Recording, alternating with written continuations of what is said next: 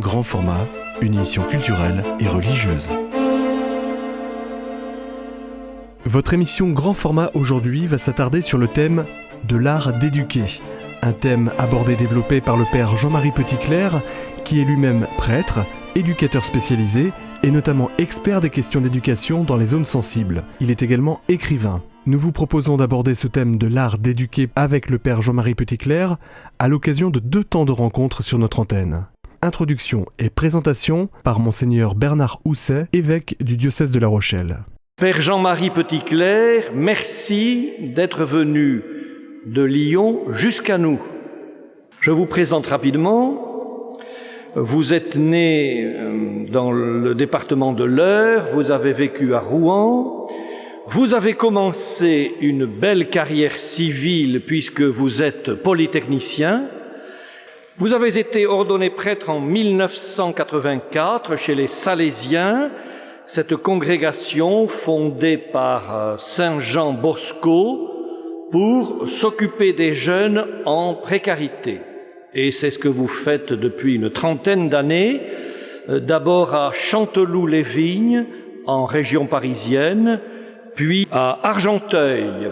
Vous avez fondé une association qui s'appelle le Val d'Occo et qui est un lieu justement de soutien, de réflexion, d'analyse de toutes les réalités éducatives.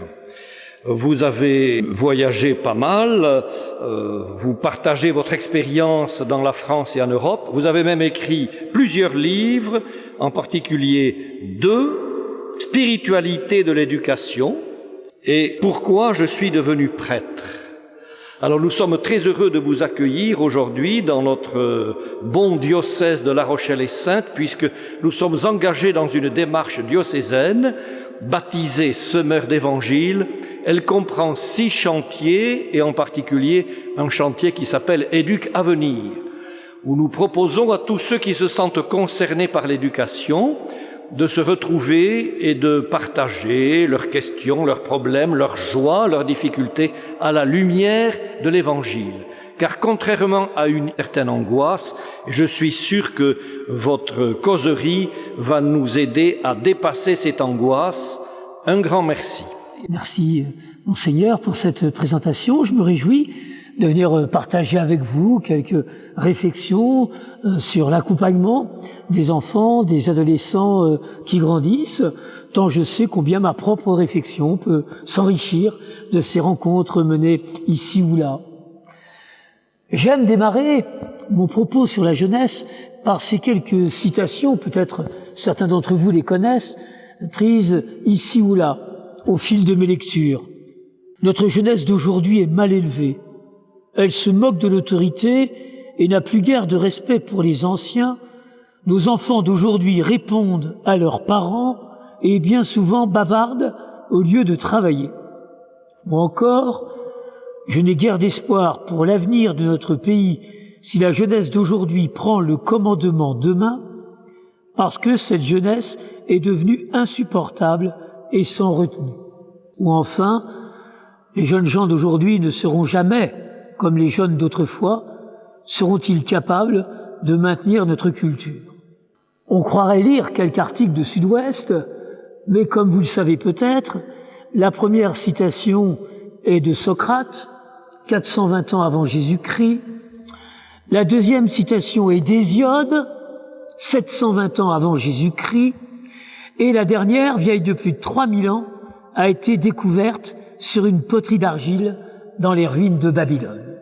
Comme quoi le fait, pour une génération, de penser que celle qui suit n'est pas à la hauteur de ce que nous avons été, c'est un constat banal depuis Socrate, et méfions-nous comme la peste de ce sempiternel discours d'adultes qui juge bien évidemment que les jeunes qu'ils côtoient ne sont pas à la hauteur des jeunes qu'ils ont été.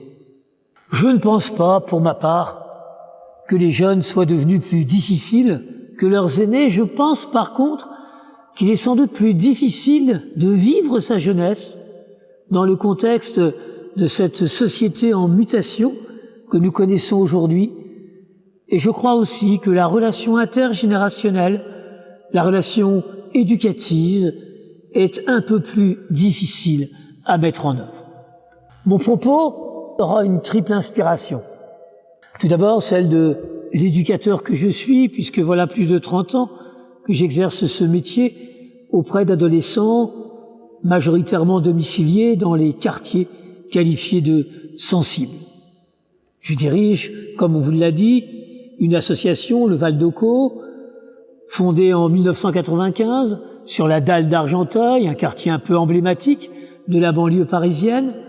Association née de la rencontre entre un collectif d'habitants inquiets pour le devenir de leurs enfants dans un contexte marqué par la violence, et des Salésiens de Don Bosco désireux de réexpérimenter le modèle de leur fondateur dans la réalité contemporaine de la banlieue d'aujourd'hui. À Argenteuil, le Val d'Ocaux, ce sont des équipes d'éducateurs de rue qui vont à la rencontre des jeunes dans 4 cités sensibles de la ville. C'est un centre d'accueil de jour qui accueille les adolescents que nous qualifions de décrocheurs, qui ont décroché d'un parcours scolaire, et c'est un institut de formation à la médiation sociale. En 2005, nous avons ouvert une antenne sur Lyon, où je demeure actuellement, et le Val d'Ocaux à Lyon, là encore, ce sont des équipes d'éducateurs de rue qui travaillent sur 2 cités de Lyon intramuros et 2 cités de Vaux-en-Velin, une banlieue un peu problématique de l'Est lyonnais. C'est un atelier chantier d'insertion et c'est un foyer d'adolescents en grande difficulté, foyer qui accueille des adolescents âgés de 13 à 18 ans, majoritairement confiés par les juges pour enfants, soit au titre de la protection de l'enfance en danger, soit en réponse à leur délinquance. Tout ce que j'ai appris sur les jeunes, je l'ai appris de cet accompagnement au quotidien avec mes équipes. Deuxième source d'inspiration, celle du sociologue, que je suis aussi, puisqu'après avoir fait des études scientifiques, j'ai effectué une maîtrise de sociologie à Paris 10 Nanterre, sociologue qui, comme vous le savez, a beaucoup travaillé avec le politique, puisque durant 10 ans, j'ai travaillé au cabinet d'un maire, Pierre Cardot, député maire de Chanteloup, durant 10 ans au cabinet d'un président de conseil général, Franck Borotra, dans les Yvelines, plus récemment auprès du ministre du Logement et de la Ville, toujours préoccupé par ces questions d'accompagnement des jeunes dans les quartiers les plus défavorisés de notre République. Et puis, troisième source d'inspiration, celle de Don Bosco. Alors, il peut paraître étonnant qu'un éducateur du XXIe siècle se réfère à un pédagogue du XIXe, tant la situation socio-économique d'aujourd'hui est un peu différente de celle de l'Italie d'alors, mais nos 2 époques ont en commun de connaître d'importantes mutations sur le plan sociétal. Au temps de Jean Bosco, on passait de la société rurale et paysanne à la société urbaine et industrielle. Aujourd'hui, nous passons de la société industrielle et libérale à cette société que les économistes qualifient de post-industrielle et de néolibérale. Car vous savez, les politiques nous parlent de crise. Mais ça fait 40 ans qu'on nous parle de crise. Une crise qui dure, ce n'est pas une crise, c'est une mutation.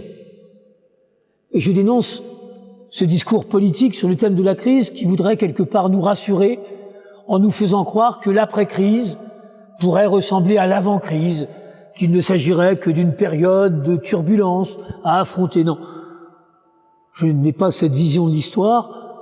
Il me semble que nous assistons à une véritable mutation sociétale et que chaque fois que notre société a été traversée par une mutation, nous assistons à des phénomènes de turbulence de la jeunesse. C'était vrai au temps de Don Bosco, dans les faubourgs de Turin. C'est vrai aujourd'hui dans nos quartiers de banlieue.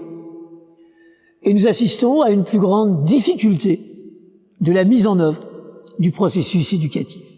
Difficulté liée principalement à une incapacité de se projeter dans l'avenir. Comment vouliez-vous, au temps de Don Bosco, que le petit garçon, arrière-petit-fils de paysan, petit-fils de paysan, fils de paysan, puisse se projeter dans un avenir d'ouvrier dans une de ces usines fumantes qu'il voyait poindre à l'horizon? Et combien aujourd'hui nos enfants, nos adolescents ont du mal à se projeter dans l'avenir lorsque les économistes nous disent que nous ne connaissons que 50% des métiers qui s'exerceront en 2050, que certains, dans leur lycée professionnel, travaillent sur des machines qui sont déjà déclassées dans le monde industriel. Dans un tel contexte, il n'est pas si facile que cela de se projeter dans l'avenir. Et dans ce contexte de mutation, Jean Bosco était porteur de deux grandes intuitions éducatives qui me paraissent tout à fait pertinentes pour notre aujourd'hui.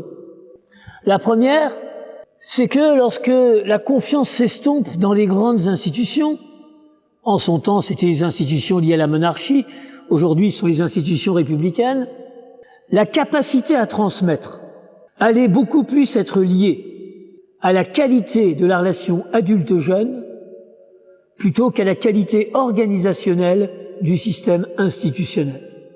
Et Jean Bosco nous lègue un système éducatif fondé sur la qualité de la relation adulte-jeune. Et deuxième intuition, c'était de savoir décoder la violence qu'il observait dans les faubourgs de Turin comme symptôme de la faillite de l'accompagnement éducatif. Tous aujourd'hui, nous sommes un peu inquiets, surpris, voire même angoissés par cette montée de la violence que nous observons dans nos écoles, dans nos collèges, dans nos lycées. Mais Jean Bosco aimait rappeler que la violence, c'est naturel. La manière naturelle de régler un conflit, c'est la violence. A en conflit avec B, vous supprimez B, il n'y a plus de conflit. La manière naturelle d'exprimer sa colère, c'est la violence. Si je commence à balancer toutes les chaises dans cette église, vous allez vous dire, le père Petitclerc est vraiment en colère. Ce qui n'est pas naturel et qui est le fruit de l'éducation, c'est la convivialité et la paix. Le fait que vous soyez sagement assis sur une chaise en train de m'écouter, ça c'est pas naturel du tout. Ça c'est le fruit de l'éducation. Autrement dit, pour Jean Bosco, le problème de la violence des enfants et des adolescents n'était pas d'abord un problème d'enfants, d'adolescents. J'entends aujourd'hui tellement de parents, d'instituteurs, d'animateurs me dire « mais que se passe-t-il ? Ils deviennent de plus en plus violents, de plus en plus tôt. » J'aime répondre, le bébé du XXIe siècle ne naît pas plus violent que le bébé du XXe. Ils naissent tous les deux tout aussi violents, incapables de résister à la moindre frustration. Vous confieriez un flingue à votre bébé, il vous tuerait pour un biberon en retard. Le problème de la violence des enfants et des adolescents, c'est un problème d'adultes. La question qui se pose à nous tous, c'est comment se fait-il que notre génération d'adultes se trouve aujourd'hui plus en difficulté pour effectuer l'apprentissage de la gestion de la frustration chez l'enfant qui grandit, pour effectuer l'apprentissage de la maîtrise de l'agressivité chez l'adolescent qui se transforme, pour effectuer l'apprentissage d'autres modes de résolution des conflits que le seul recours à la violence. Le problème central, nous disait Don Bosco, c'est celui de l'éducation. Alors aux autorités italiennes, qui en son temps ne cessaient de dire ces gamins issus des campagnes arrivent dans les faubourgs et développent des comportements monstrueux, une seule solution, enfermons-les. Et je commence à réentendre ce type de discours chez nos politiques d'aujourd'hui. Jean Bosco de dire la violence de ces comportements est le signe de la faillite de nos accompagnements éducatifs. Une seule solution, tous ensemble, parents, enseignants, éducateurs, retroussons les manches et éduquons-les. J'ai été invité récemment à un grand forum sur la justice par un des candidats à l'élection présidentielle, François Bayrou pour ne pas le nommer. Et je dénonçais avec force cette unanimité de la classe politique autour de la réponse à apporter à la jeunesse dite délinquante. Tous, de droite comme de gauche, sont d'accord, on va doubler le nombre de centres éducatifs fermés. On va passer à 80. Ces centres ont une capacité en gros de 10 à 12 lits. Cela représente donc 850 lits. Il y a dans notre pays 850 quartiers sensibles.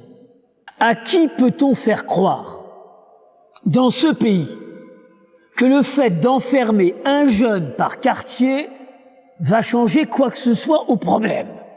Et notre pays en crise, droite et gauche confondues, sont prêts à dépenser 650 000 € par jour. C'est le coût de cette mesure. 650 000 € par jour dans un programme destiné à enfermer un jeune par quartier. Pertinence des idées de Don Bosco reste d'actualité. La solution n'est pas dans l'enfermement. La solution est dans l'éducation. Lorsque je dis que le problème majeur qui se pose aujourd'hui dans notre société est bien celui de l'éducation, je ne dis pas que les parents seraient de plus mauvais parents que ceux d'hier, que les enseignants d'aujourd'hui seraient moins performants que leurs aînés, ou que les éducateurs d'aujourd'hui seraient moins bons que leurs anciens, mais je dis qu'il est plus difficile de mettre en œuvre le processus éducatif dans le contexte de cette société en mutation. Votre émission Grand Format, aujourd'hui le thème de l'art d'éduquer. Nous poursuivons avec le père Jean-Marie Petitclerc. Je voudrais m'arrêter très brièvement sur 3 évolutions de la jeunesse liées à ce contexte de mutation, avant de voir comment l'éducation va pouvoir continuer de relever le défi de l'accompagnement de ces enfants qui grandissent. Première évolution, je parlerai aujourd'hui d'un primat de l'affectif sur l'institutionnel. Je crois que c'est ce qui caractérise un peu les enfants, les adolescents, les jeunes d'aujourd'hui. C'est aussi ce qui caractérise un peu notre société, et en particulier la famille. J'ai fêté il y a quelque temps le 60e anniversaire du mariage de mes parents. Je puis vous assurer qu'en 60 ans, l'affectif, il a un peu parfois des hauts et des bas. Mais chez eux, il y avait un primat de l'institutionnel. Lorsque l'affectif était un peu en creux de vague, on s'accrochait au lien institutionnel du mariage. On tenait bon. Et puis, on trouvait souvent des solutions pour que l'affectif reprenne vie. Aujourd'hui, je fais un constat, c'est pas un jugement de valeur, c'est un constat de sociologue. Aujourd'hui, au nom de l'authenticité de la relation, de la vérité des sentiments, on assiste à un primat de l'affectif sur l'institutionnel. Si l'affectif fonctionne moins bien, on envisagera très rapidement la rupture du lien institutionnel au nom de la sauvegarde de l'affectif. Et nous assistons effectivement à une grande fragilisation de la famille, avec un mariage sur 2 qui conduit au divorce. Et nous savons combien nos enfants, nos adolescents sont les plus fragilisés par cette évolution. La caractéristique commune de tous les adolescents que j'accueille au foyer de leur enfance, que je dirige à Lyon, qui compte parmi ceux qui ont le comportement le plus délinquant de l'agglomération lyonnaise, c'est que tous sont issus de familles complètement explosées. Il n'y a pas un seul qui le dimanche va chez son père et sa mère vivant ensemble. Pas un seul. Et ce primat de l'affectif sur l'institutionnel a une conséquence importante dans la relation éducative. Il me semble qu'aujourd'hui, la relation d'autorité adulte-jeune fonctionne moins bien que par le passé. Tout le monde en convient. J'effectue une distinction entre 2 notions qu'on a parfois tendance à confondre, que sont celles d'autorité et de pouvoir. Le pouvoir, je le reçois de l'institution. L'autorité, si j'y réfléchis bien, je la reçois toujours de celles et ceux auprès de qui je l'exerce. 2 enseignants dans un collège ont même pouvoir, même délégation du chef d'établissement pour assurer la discipline du groupe classe. Ils n'ont pas la même autorité face au groupe classe. L'autorité, on la reçoit. On n'a jamais l'autorité. On a du pouvoir. Des fois, je rencontre des gens qui disent « moi, j'ai de l'autorité ». Je dis « viens un peu avec une bande de jeunes du Val-de-Caux d'Argenteuil, on va voir comment ça va fonctionner ». On fait ou on fait pas autorité. Et il me semble qu'une des grandes évolutions de notre société, depuis ce qu'il est communément appelé la crise des années 68, c'est qu'une position de pouvoir ne confère plus de manière systématique une position d'autorité. Lorsque la confiance régnait dans les institutions, lorsque l'institution conférait du pouvoir à une personne, globalement, cette personne faisait d'autorité. Bon, il y a quelques petits soucis à la marge. Ce schéma fonctionne de moins en moins. Je connais des juges qui ont un pouvoir énorme. Ils peuvent vous foutre en tôle sur une simple signature. qui n'ont plus aucune espèce d'autorité face à des mineurs multirécidivistes. Et c'est bien le problème de la police dans nos quartiers sensibles. Elle a plutôt plus de pouvoir depuis l'ère sarkozyste. Le problème, c'est qu'elle fait plus du tout autorité. Et lorsque j'observe la rencontre entre une bande de jeunes de la dalle d'Argenteuil et une brigade anticriminalité, j'ai un peu l'impression d'observer une guerre des bandes. Malheur à un jeune s'il est pris par 10 flics, malheur à un flic s'il est pris par 10 jeunes, plutôt que le rapport d'une institution chargée d'éduquer à la citoyenneté les jeunes rencontrés sur le territoire. Donc, nous sentons bien qu'aujourd'hui, l'autorité est moins statutaire que relationnelle. Hier, on a vu une autorité liée au statut de la personne qui exerce sa fonction. Aujourd'hui, l'autorité, et Don Bosco avait déjà vu cette évolution à la fin du 19e, l'autorité est beaucoup plus liée à la qualité de la relation entre l'adulte et le jeune. Vous savez, je crois qu'il n'y a plus que M. Chevènement, enfin j'ai appris qu'il avait arrêté sa campagne, qui ose encore penser qu'en renforçant le statut de l'enseignant, on allait rétablir l'autorité à l'école. Moi, je ne crois pas à ces marches arrière de l'histoire. Je crois qu'on est vraiment sur une ligne d'évolution d'une autorité non plus statutaire, mais relationnelle. Chaque fois que j'interviens auprès d'enseignants, je leur dis, votre autorité va dépendre de la qualité de relation que vous allez savoir nouer avec vos élèves. Elle n'est pas liée à votre statut d'enseignant. Ça fonctionne plus, ça. Ça a eu fonctionné. Et que ce qui va fonder l'autorité, c'est la crédibilité de celui qui en est le porteur. Pourquoi je n'ai cessé de dire aux politiques qu'on n'assiste pas en France à une crise de l'autorité? On assiste à une crise de crédibilité des porteurs d'autorité. Pour que la relation d'autorité fonctionne, encore faut-il que le porteur soit crédible. Le fait ce que je dis, mais pas ce que je fais, ça ne marche plus en éducation. Ça a eu marché, comme disait Fernand Reynaud, à une époque où on ne mettait pas en cause les institutions. Mais aujourd'hui, ça marche plus. C'est s'il faut expliquer le désintérêt des jeunes pour la politique, arrêtons-nous comme première ligne d'explication le fait que les jeunes considèrent que tous ces politiques qui défilent sur nos médias ne sont plus crédibles. Et n'étant plus crédibles, leur parole ne fait plus autorité. Et cette crédibilité, elle se fonde à mes yeux sur la cohérence entre le dire et le faire. Petite parenthèse évangélique. La catégorie de gens qui mettaient le plus Jésus en colère n'a jamais été ceux qui transgressaient la loi. Il était tout accueil face à ceux qui transgressaient la morale sexuelle, la samaritaine, la cananéenne, la morale sociale, le bon larron, la morale politique, le collecteur d'impôts. La catégorie de gens qui mettaient Jésus en colère, c'était les hypocrites. Ceux chez qui il percevait un décalage entre le dire et le faire, surtout lorsque ceux-ci avaient pour mission de transmettre. Car il savait alors que cette hypocrisie, ce décalage entre le dire et le faire, sabordait leur capacité à transmettre. Et lorsque dans l'Évangile, on nous dit de Jésus qu'il parle avec autorité, c'est pas Jésus qui dit « j'ai de l'autorité ». Écoutez-moi, j'ai de l'autorité, non. C'est les gens qui disent de Jésus « il parle avec autorité ». C'est qu'ils lui reconnaissaient cette cohérence entre le dire et le faire. J'aime parler de cohérence plutôt que d'exemplarité. Parce que s'il fallait que les enfants attendent que tous les adultes soient exemplaires pour que ceux-ci commencent à éduquer, je crains qu'ils n'attendent longtemps. Et je dois avoir l'humilité de reconnaître qu'il peut m'arriver que telle de mes paroles ou que tel de mes gestes soit un peu décalé par rapport à la pédagogie salésienne dont je me fais le chantre. Mais à ces moments-là, il suffira de reconnaître mon erreur. On ne s'aborde pas son autorité en reconnaissant ses erreurs. Au contraire, on la conforte, parce que le gamin voit bien l'erreur. Si l'adulte veut la masquer, il est en train de s'aborder sa crédibilité. Alors, il faut peut-être pas se tromper tous les jours. Mais reconnaître son erreur, c'est dire, tu vois, voilà, mon faire n'a pas été à la hauteur de mon dire. Mais sache que ce dire que je prononce pour toi, je me l'applique aussi à moi-même, même s'il peut m'arriver d'avoir des failles et des limites. Deuxième évolution des jeunes d'aujourd'hui, je dirais, c'est le primat de la culture de l'entrepère, de l'entre-jeune, sur l'intergénérationnel. Ça me paraît aussi une grande ligne d'évolution. C'est, le jeune fréquente tous les jours 3 lieux. Passe du temps en famille, passe du temps à l'école, puis il passe du temps avec les copains. Dans la rue, sur la place.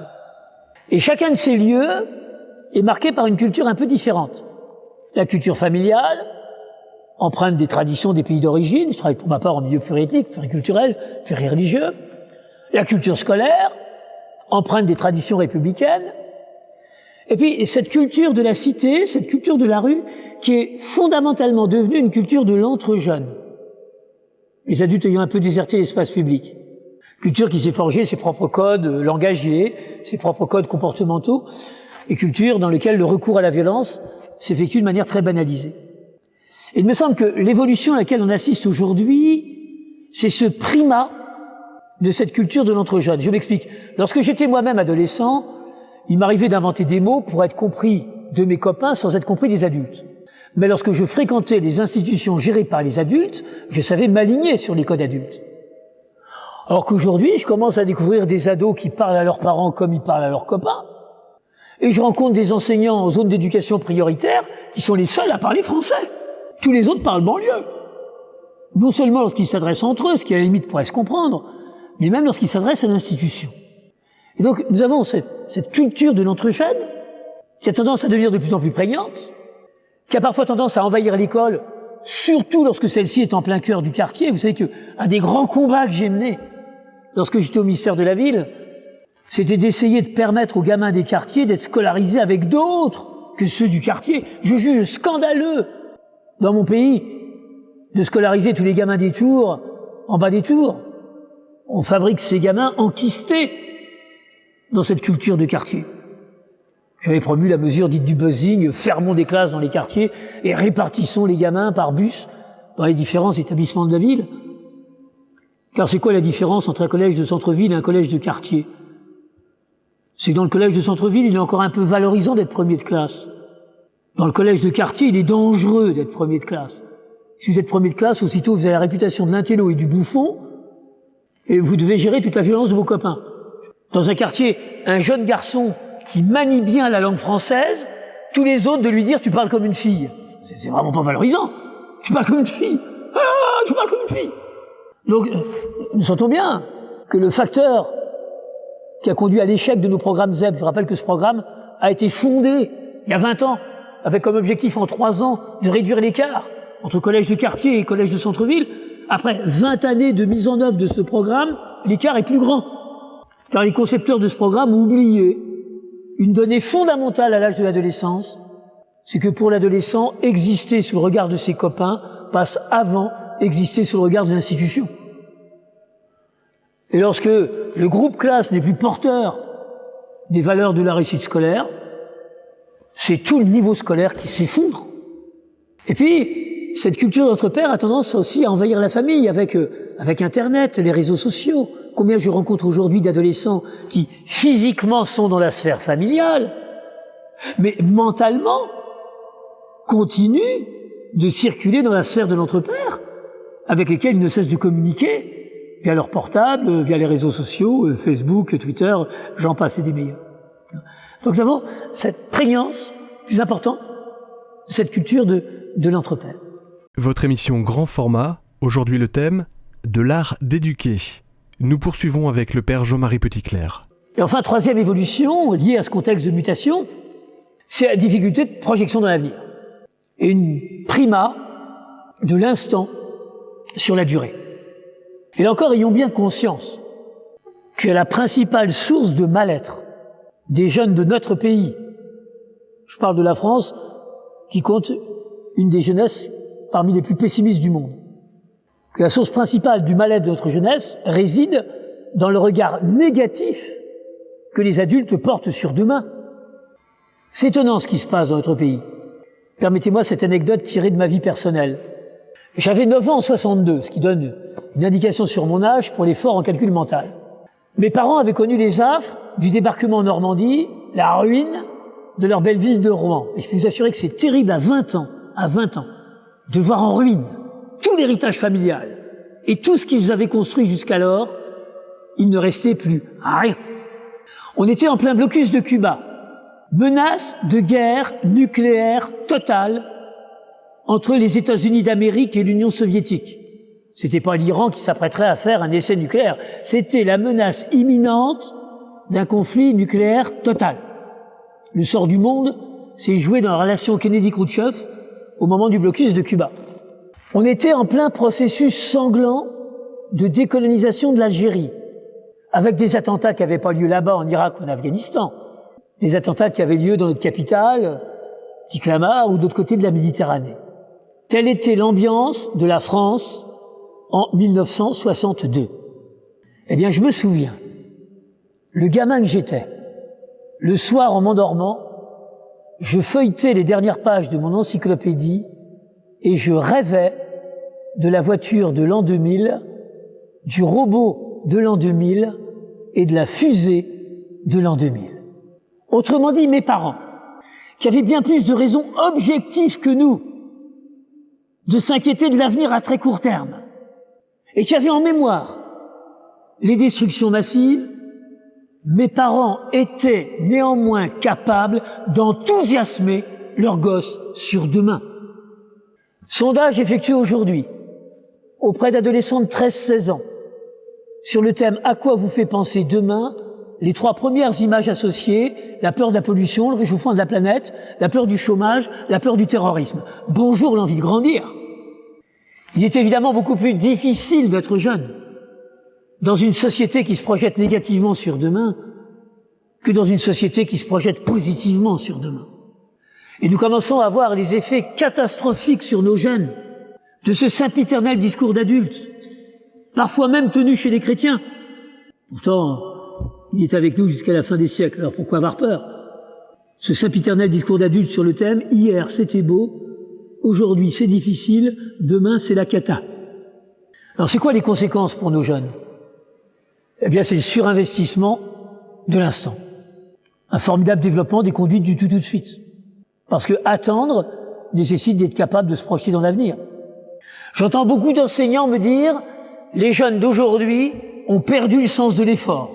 Mesdames, messieurs, grande nouvelle, la jeunesse d'aujourd'hui aurait perdu le sens de l'effort.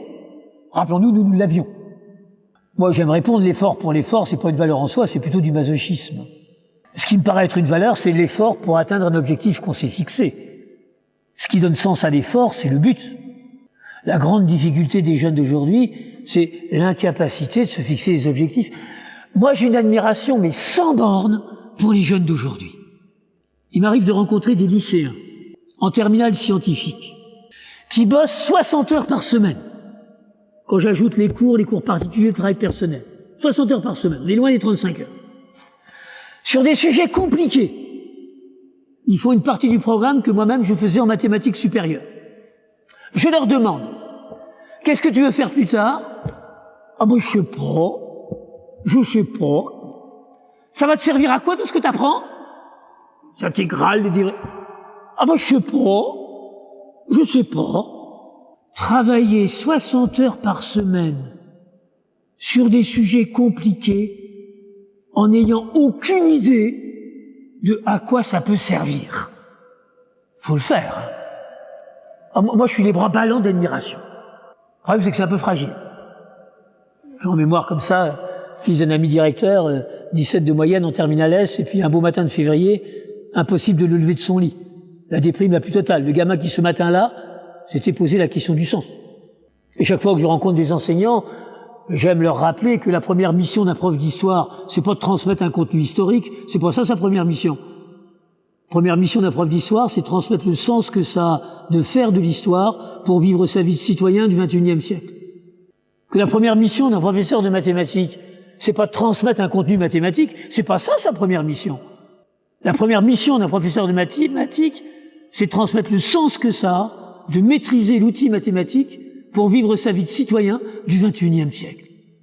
Ce dont nos adolescents ont le plus besoin aujourd'hui, c'est d'adultes porteurs de sens. La crise du collège. Je crois que c'est l'institution qui va le moins bien dans notre système scolaire. Et je vois les politiques réforment l'école, réforment le lycée, et on touche pas à ce qui va le moins bien. C'est pas une crise de moyens. Si on a fait que 3 profs de plus par collège, ça changera rien. Enfin, j'ose espérer qu'on en est conscient. Le vrai problème de la crise du collège, c'est une crise du sens. Quel est, dans la tête de nos adolescents, le sens des apprentissages qu'on leur impose? Est-ce que ça fait sens? Et c'est la question posée à tous les enseignants. Et parfois, je parle pas de tous, mais lorsque je pose la question aux enseignants, je leur dis, mais pourquoi vous faites tout ça? Ah ben, monsieur, c'est pour respecter le programme. Ah! C'est comme si je posais la question à un chirurgien en train d'opérer, je lui demande, pourquoi vous faites ça, monsieur? Ah ben, c'est pour respecter la procédure. Ah! Aucun chirurgien me dirait, je fais ça pour respecter la procédure. Ça fait pas sens. Ce qui fait sens, c'est soigner. Respecter le programme, ça fait pas sens. Ce qui fait sens, c'est transmettre. Et qu'ai-je envie de transmettre? Et pourquoi je le transmets? Il faut bien sûr que je sois un peu convaincu de l'utilité de cette transmission. Problème du sens. Vous savez, la deuxième difficulté de nos jeunes, c'est cette déprime, qui est la pathologie la plus fréquemment rencontrée chez les adolescents. La France est un des pays au monde où on se suicide le plus quand on est jeune. Une récente enquête de l'INSERM montrait que 11% des adolescents de 15 à 17 ans étaient habités par l'idée du passage à l'acte suicidaire. Chaque fois que j'interviens auprès d'équipes enseignantes en lycée, je leur rappelle, statistiquement, mais il y a des statistiques, il y a des variations bien sûr, régionales et saisonnières, mais statistiquement, vous faites cours à 30 lycéens, il y en a 3 parmi eux pour lesquels la question qui se pose, c'est ce que je me fous en l'air ce soir. Vous êtes là avec votre histoire, votre géo, vos maths, votre philo, et il y en a 3, la question qu'ils ont dans la tête, c'est est-ce que je me fous en l'air ce soir? C'est quoi le sens de la vie? Alors venons-en à l'art d'éduquer, car nous comprenons combien il y a urgence à ce que l'ensemble de nos concitoyens se remobilisent sur l'éducation. Et je me réjouis de voir que l'Église, au fil des siècles, a toujours été en pointe sur ces questions d'éducation. Car pour elle, l'éducation, c'est pas la BA qui serait demandée aux chrétiens. L'éducation, c'est un lieu possible de rencontre du Christ. Celui qui accueille un enfant en mon nom, c'est moi qui l'accueille. L'Église est invitée à découvrir la présence de Christ ressuscité, opérante au cœur de la relation éducative. Et il me semble que les éducateurs que nous sommes aujourd'hui ont 3 grands défis à relever. Le premier, c'est le défi de la confiance. Développons une pédagogie de la confiance. Jean Bosco ne cessait de répéter à ses disciples, sans confiance, pas d'éducation possible. La première tâche de l'éducateur, c'est de travailler à l'instauration de cette relation de confiance. Et Jean Bosco a ajouté, sans affection, pas de confiance. J'ai confiance. Je crois en toi. Et peut-être même aller jusqu'à j'ai besoin de toi. Jean Bosco aimait dire à ces jeunes, j'ai besoin que nous nous mettions d'accord. J'ai besoin de votre aide. Vous savez, il m'arrive de rencontrer des adolescents suicidaires. Non pas qu'ils ne soient pas aimés dans leur famille. Ils vivent dans des familles aimantes. Non pas qu'ils n'aient pas été aidés dans leur parcours. Ils ont rencontré une kyrielle de psychiatres, psychologues en tout genre.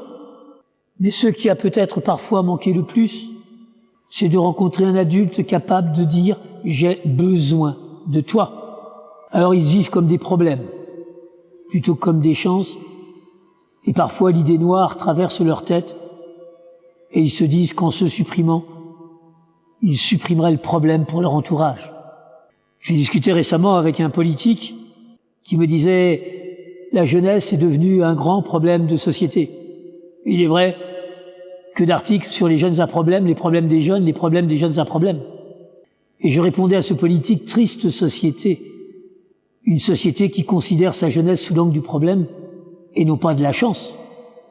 La jeunesse, c'est la chance de notre société d'aujourd'hui. La jeunesse, c'est la chance de l'Église. Développer une pédagogie de la confiance, cela signifie ne jamais enfermer l'enfant, l'adolescent, dans une image construite à partir de ses comportements ou de ses performances de l'aujourd'hui. S'il est un adjectif que je n'utiliserai jamais pour qualifier les jeunes que je côtoie au quotidien, c'est l'adjectif délinquant.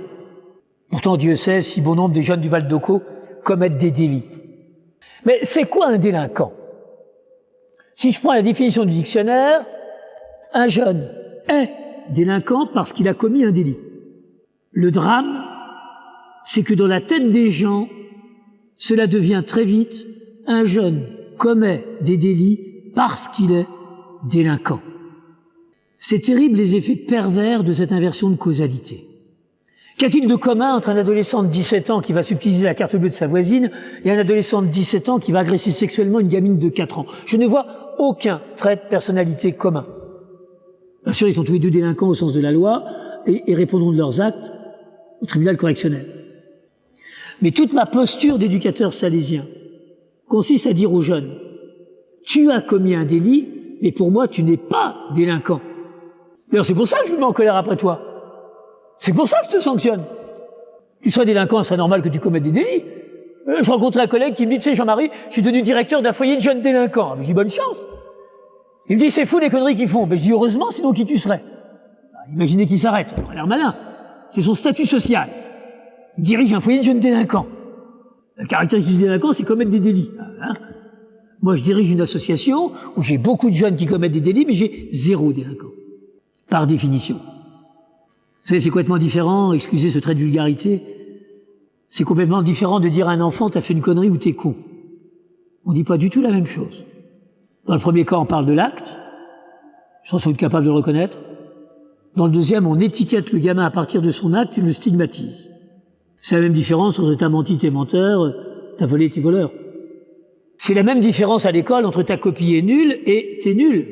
On ne dit pas du tout la même chose.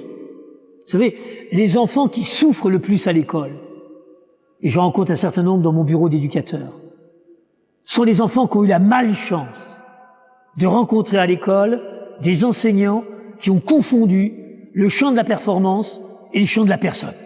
C'est terrible le tort que font ces gens-là, qui au lieu de dire ta copie vaut 2, laissent passer comme message tu vaux 2.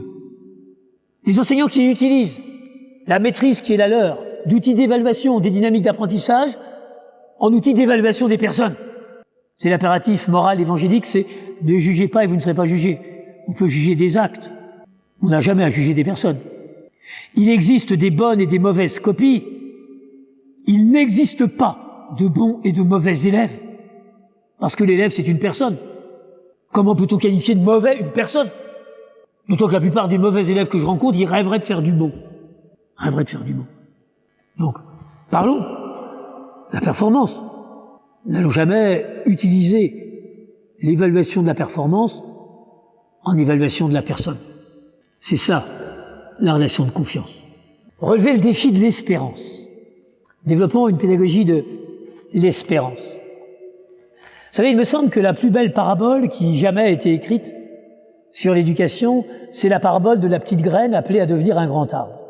Et j'aime ce commentaire de l'abbé Pierre, que j'ai eu la chance de beaucoup fréquenter à la fin de sa vie, qui disait, il y a peut-être 3 catégories d'hommes et de femmes en ce temps. Il y a ceux, vous les mettez face à une graine, ils voient que la graine. C'est un peu limité comme perspective. Deuxième catégorie, vous les mettez face à une graine, ils rêvent déjà à l'arbre, ils voient les oiseaux dans les branches. Le drame pour ces grands idéalistes, c'est qu'à force de rêver, ils risquent de marcher sur la graine, il n'y a plus rien.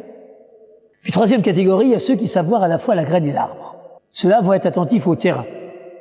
Offrir le meilleur terrain pour que la graine puisse devenir un arbre.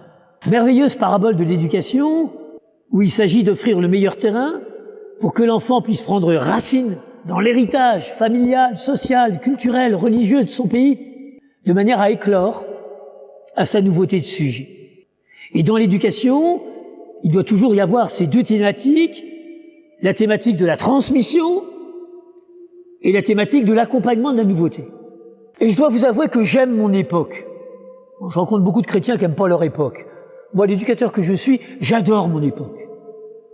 Parce que reconnaissons que dans les années 50, éduquer, c'était principalement transmettre. Moi, j'avais pas le droit de parler à la table des adultes. Petit gamin, t'écoutes. Dans les années 68, alors il y a eu le grand rêve, c'était plus la peine de transmettre, le gamin allait tout réinventer par lui-même. Et j'ai même vu des sessions de catéchèse où c'était même plus la peine de transmettre l'histoire sainte. On faisait toutes les séances avec des petits pétales, des petits cœurs. Des fois, je rencontre aujourd'hui des gens qui ont 40 ans, qui sont interpellés sur leur foi, et leur vague souvenir, c'est des petits pétales et des petits cœurs avec Jésus t'aime. C'est un peu difficile pour faire face au questionnement. Alors que je trouve qu'aujourd'hui, on arrive à un bon équilibre. Transmettre, mais non pas pour que l'enfant imite. Tout prof de littérature sait que son objectif, c'est pas que les gamins copient les œuvres des auteurs qui leur enseignent, c'est de leur apprendre à écrire. Tout prof d'économie sait, ou du moins j'ose espérer qu'il sait, que l'objectif de son cours, ce ne sont pas que les gamins adoptent tous les mécanismes économiques dans leur vie future. J'ose espérer qu'ils sont capables de réinventer d'autres. Parce que je ne suis pas bien certain que les mécanismes des sciences économiques que nous avons mis en place permettent véritablement de sortir de cette période que nous traversons. Donc, lorsqu'un prof transmet, c'est pas transmettre pour que le gamin imite, c'est toujours transmettre pour que le gamin invente. Il en va de même de la foi. Lorsqu'on transmet la foi, ce n'est pas pour que le gamin imite notre manière de croire. Tous ici, autant que nous sommes, chacun d'entre nous a une manière de croire différente. Je vais te faire un petit sondage. La résurrection, tout ceci va évoquer des choses complètement différentes chez l'un et chez l'autre. Tous. Nous avons des manières de croire différentes. Et lorsqu'on transmet la foi à un enfant, c'est pas lui transmettre notre manière de croire. C'est lui transmettre de manière à ce qu'il soit capable d'inventer sa manière de croire. Alors j'aime dire qu'il y a 3 catégories d'éducateurs, en parodiant un peu le décryptage de cette parabole de l'abbé Pierre.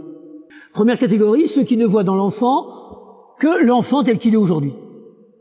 Alors là, on risque de pas transformer toutes ses potentialités en capacités. Et l'art d'éduquer, c'est l'art de transformer les potentialités en capacités.